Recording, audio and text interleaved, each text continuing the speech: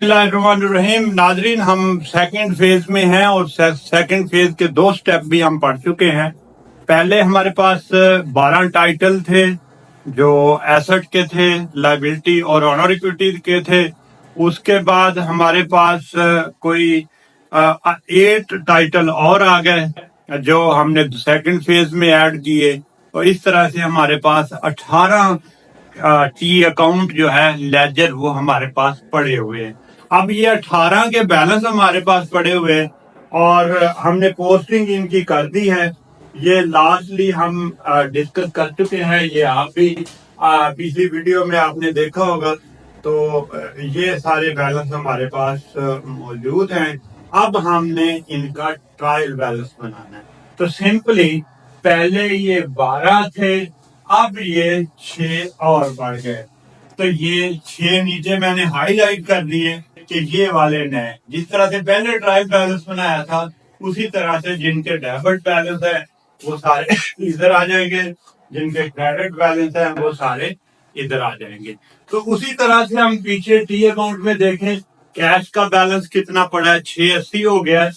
इसी तरह से ओनर कैपिटल का, अभी भी ओनर कैपिटल का जो बैलेंस है वो 20 लाख है। और इसी तरह से डिलीवरी वैन का, फर्नीचर का, नोट पेबल का, बिल्डिंग का, computer software, security system, shop shelf और डिस्प्ले, इन्वेंट्री, अकाउंट पेबल, ये सारे के सारा ट्रायल बैलेंस हम बना चुके हैं ऑलरेडी। अब ये वाले नए अकाउंट हैं तो इनका बैलेंस भी आप उसी वहां से पुट कर देंगे।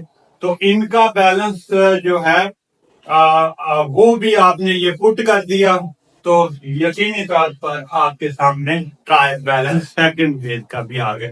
अब हमने फर्स्ट फेज को सेकंड फेज में मर्ज कर दिया और ये काम हमने जानबूझ के किया ताकि हम स्टूडेंट को सही तरह से समझा सकें और सही तरह से उनकी रहनुमाई कर सके कि वो किस तरह से इस ट्रायल बैलेंस को समझें।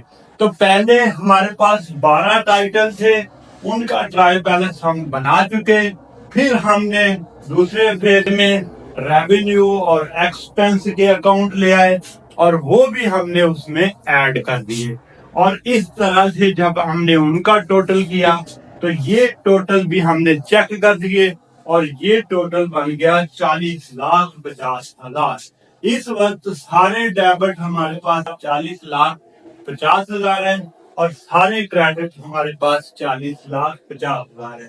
ट्रायल बैलेंस में सिंपल आपने टाइटल लिखना है, कोई तरतीब लिखने की जरूरत नहीं है।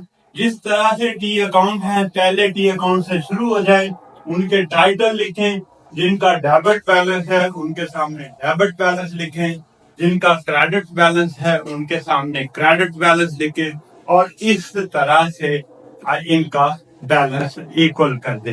तो जब इनका ये बैलेंस इक्वल होगा तो हम ट्रायल बैलेंस कंप्लीट कर लिया। बहुत शुक्रिया।